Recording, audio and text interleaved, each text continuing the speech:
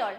Kerala PSC എല്ലാ notification പുറപ്പെടുവിക്കുന്ന സമയത്തും ഏറ്റവും കൂടുതൽ വേക്കൻസീസ് അല്ലെങ്കിൽ ഏറ്റവും കൂടുതൽ നമ്പർ ഓഫ് നോട്ടിഫിക്കേഷൻസ് വരുന്ന ഒരു ബ്ലെസ്ഡ് ആയിട്ടുള്ള ബ്രാഞ്ച് ഏതാണെന്ന് എന്നോട് ചോദിച്ചാൽ ഞാൻ അതിന് ഉത്തരം പറയും സിവിൽ എഞ്ചിനീയറിംഗ് കഴിഞ്ഞ ഉദ്യോഗാർത്ഥികളാണ്. പക്ഷേ നമ്മൾ പാസ് ഔട്ട് ആവുന്ന സമയത്തോ അല്ലെങ്കിൽ നമ്മൾ BTech ഫൈനൽ ഇയർ പഠിക്കുന്ന സമയത്തോ അല്ലെങ്കിൽ പാസ് ഔട്ടായി കുറച്ച് വർഷങ്ങൾ കഴിഞ്ഞ് ചിലപ്പോൾ നമ്മൾ ഈ സത്യം മനസ്സിലാക്കിയെന്ന് വരത്തില്ല. പക്ഷേ ഇപ്പോൾ ഒരുപാട് സോഴ്സ് ഉണ്ട് നിങ്ങൾക്ക് ഈ ഡീറ്റെയിൽസ് ഒക്കെ അറിയാൻ. എന്നിരുന്നാൽ കൂടി ഇപ്പോൾ സിവിൽ എഞ്ചിനീയേഴ്സ് ആരെങ്കിലും ഈ വീഡിയോ കാണുന്നുണ്ടെങ്കിൽ നിങ്ങൾ മനസ്സിലാക്കുക, സെൻട്രൽ ഗവൺമെൻറ് ആണെങ്കിലും സ്റ്റേറ്റ് ഗവൺമെൻറ് സെക്ടറിലാണെങ്കിലും ഏറ്റവും അധികം അവസരങ്ങൾ കാത്തിരിക്കുന്ന ഒരു ബ്രാഞ്ചാണ്. അതും എപ്പോഴും കൺസ്ട്രക്ഷൻ നടന്നുകൊണ്ടിരിക്കുന്നത് കൊണ്ട് തന്നെ എപ്പോഴും ബ്ലൂം ചെയ്ത് നിൽക്കുന്ന ഒരു ബ്രാഞ്ച് തന്നെയാണ് സിവിൽ എഞ്ചിനീയറിംഗ്. സോ നിങ്ങൾ BTech 4 വർഷം പഠിക്കുന്ന സമയത്ത് നമ്മുടെ ഡിസ്ക്രിപ്റ്റീവ് ആയിട്ടുള്ള എക്സാം പഠിച്ചെഴുതിയിട്ടുണ്ടായിരിക്കും. കുറേ പ്രീവിയസ് ഇയർ ക്വസ്റ്റ്യൻസ് പഠിക്കും. ലോജിക്ക് മനസ്സിലാക്കി അല്ലെങ്കിൽ കോൺസെപ്റ്റ് മനസ്സിലാക്കി നമ്മൾ സബ്ജക്ട്സിനെ അപ്രോച്ച് ചെയ്യുന്ന ഒരു രീതി നമ്മുടെ ഇപ്പോഴത്തെ ഒരു കുരിക്കുലം വെച്ചിട്ട് പറ്റത്തില്ല. നമുക്ക് ഒരുപാട് ബുദ്ധിമുട്ടാണ്, ഒരുപാട് കൺസ്ട്രെയിൻസ് ഉണ്ട്, ഒരുപാട് കാര്യങ്ങൾ അതിൻ്റെ ഇടയ്ക്ക് വരും. ബട്ട് സ്റ്റിൽ എന്നാലും നമുക്ക് പറ്റുന്ന രീതിയിൽ നമ്മൾ കോൺസെപ്റ്റ് മനസ്സിലാക്കി സബ്ജക്ട്സ് പഠിക്കുന്നു. പക്ഷേ ഈ കോൺസെപ്റ്റ് നമുക്ക് പ്രസൻറ്റ് ചെയ്യേണ്ട ഡിസ്ക്രിപ്റ്റീവ് എക്സാമിനെ പോലെയല്ല നമ്മൾ പാസ് ഔട്ട് ആയി കഴിഞ്ഞ് നേരിടുന്ന ഓരോ ഒബ്ജക്റ്റീവ് എക്സാംസ് നമ്മുടെ ഫ്രണ്ടിൽ വരുന്നത്. നമുക്ക് മെയിൻ ഫാക്ടറായിട്ട് നിൽക്കുന്ന ചിലപ്പോൾ ടൈം ആയിരിക്കാം. നമുക്ക് ഡിസ്ക്രിപ്റ്റീവിനെ പോലെ ഡീറ്റെയിൽ സ്റ്റെപ്പ് എഴുതി ചെയ്യാനുള്ള സമയം കിട്ടത്തില്ല. ഒരുപാട് വാല്യൂസ് നമ്മൾ ഓർത്ത് വെക്കണം. നമ്മൾ 4 വർഷം BTechന് പഠിച്ച കാര്യങ്ങൾ ഒരൊറ്റ പരീക്ഷയായിട്ടാണ് നേരിടുന്നത്. അപ്പോൾ ആ സമയത്ത് നമുക്ക് ഒരുപാട് കാര്യങ്ങൾ അവിടെ ഓർത്ത് വെക്കാനായിട്ട് കാണും. ഈ കാര്യങ്ങളൊക്കെ നമ്മൾ ചിലപ്പോൾ മറന്നു പോകാം. ഇതെല്ലാം ഓർത്ത് വെക്കാനായിട്ട് എന്തെങ്കിലും സ്മാർട്ട് ടെക്നിക്സ് വേണം.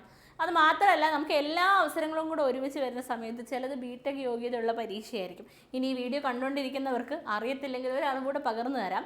നമ്മൾ BTech കഴിഞ്ഞ ഒരു ഉദ്യോഗാർത്ഥി കേരള PSCക്ക് അപ്ലൈ ചെയ്യാൻ പറ്റുന്ന അവസരങ്ങളെന്ന് പറഞ്ഞാൽ BTech യോഗ്യതയുള്ള പരീക്ഷകൾ മാത്രമല്ല, ഡിപ്ലോമ ഇൻ സിവിൽ എഞ്ചിനീയറിംഗ് യോഗ്യതയാണെങ്കിലും ITI യോഗ്യതയുള്ള പരീക്ഷകളാണെങ്കിലും നമുക്ക് അപ്ലൈ ചെയ്യാൻ പറ്റും. We are having equivalent or higher qualification എന്നുള്ള ഓപ്ഷൻ വെച്ചിട്ട് നമുക്ക് കേരള PSCയിൽ അപ്ലൈ ചെയ്യാനായിട്ട് സാധിക്കും. സോ നമ്മുടെ കയ്യിലുള്ള അവസരങ്ങളെന്ന് പറഞ്ഞാൽ വളരെ വലുതാണ്. അപ്പോൾ നമുക്ക് ITI ലെവലിലെ പരീക്ഷകൾ നേരിടാം, ഡിപ്ലോമ ലെവലിലെ പരീക്ഷകൾ നേരിടാം, BTech ലെവലിലെ പരീക്ഷകൾ നേരിടാം.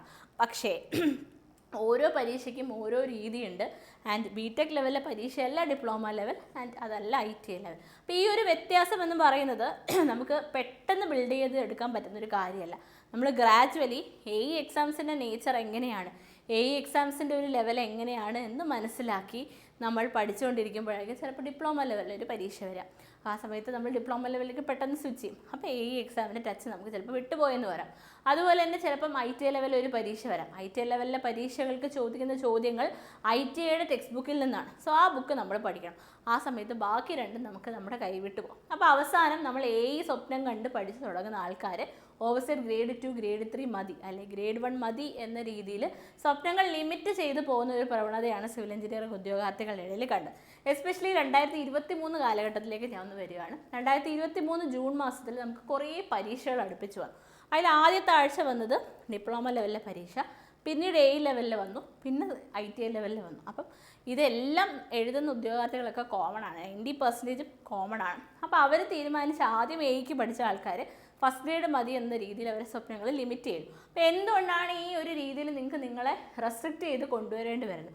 ഓഫ് കോഴ്സ് നമ്മുടെ പ്രിപ്പറേഷൻ്റെ ജേർണിയുടെ സമയത്തുണ്ടാകുന്ന ഈ ഒരു കൺഫ്യൂഷൻ തന്നെയാണ്. സോ ഈ കൺഫ്യൂഷൻ ഒഴിവാക്കി വരാനിരിക്കുന്ന എല്ലാ അവസരങ്ങളും നമുക്ക് നേടിയെടുക്കണം. നമ്മൾ എല്ലാ റാങ്ക് ലിസ്റ്റിലും വരണം. പണ്ട് എല്ലാവരും പറഞ്ഞ് നിങ്ങളൊന്നും കേട്ടിട്ടുണ്ടായിരിക്കും, PSC ഒരു ലിസ്റ്റിൽ വന്നു കഴിഞ്ഞാൽ പിന്നെ എല്ലാ ലിസ്റ്റിലും വരും. ആ എല്ലാ ലിസ്റ്റിലും ടെക്നിക്കലിൽ വരണമെങ്കിൽ നമ്മൾ എല്ലാ എക്സാംസിൻ്റെ ലെവലിലും പഠിച്ചുകൊണ്ടിരിക്കാം.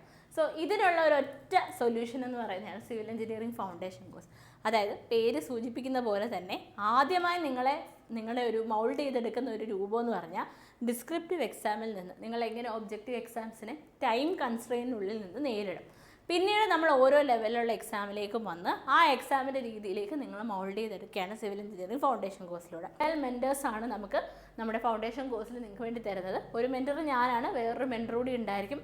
രണ്ടുപേരുടെ സപ്പോർട്ടോടു കൂടി നിങ്ങൾക്ക് ഈ ഒരു കോഴ്സ്, അതായത് ഈ സിവിൽ എഞ്ചിനീയറിംഗ് ഫൗണ്ടേഷൻ കോഴ്സിൽ ചേർന്ന് നിങ്ങൾക്ക് നിങ്ങളുടെ എക്സാമിലേക്കുള്ള ജേർണി തുടങ്ങാം. അതായത് എല്ലാ രീതിയിലും support, moral support as well as technical സബ്ജക്ട്സിലുള്ള സപ്പോർട്ട് എല്ലാം തന്നെ നമ്മൾ തരും. ഇനി RRBJയുടെ എക്സാമിലേക്ക് വരുവാണെങ്കിൽ RRBJയിൽ നമുക്ക് നോൺ ടെക്നിക്കൽ പോർഷൻസ് ഉണ്ട്. SSCക്കും എന്തുണ്ട്, നോൺ ടെക്നിക്കൽ പോർഷൻസ് ഉണ്ട്. സോ ഈ നോൺ ടെക്നിക്കൽ പോർഷൻസ് ഇതിൻ്റെ കൂടെ തന്നെ നിങ്ങൾക്ക് ലൈവായിട്ടോ റെക്കോർഡഡ് ക്ലാസ്സസ് ആയിട്ടോ ഒക്കെ കണ്ട് നിങ്ങൾക്ക് പഠിക്കാവുന്നതാണ്. സോ സെൻട്രൽ ഗവൺമെൻറ് എക്സാംസ് നിങ്ങൾക്ക് ഇതിനോടൊക്കെ തന്നെ നേടിയെടുക്കാനായിട്ട് സാധിക്കും. പിന്നെ നമുക്ക് വാട്സപ്പ് ഗ്രൂപ്പ് ഉണ്ട് സെപ്പറേറ്റ്.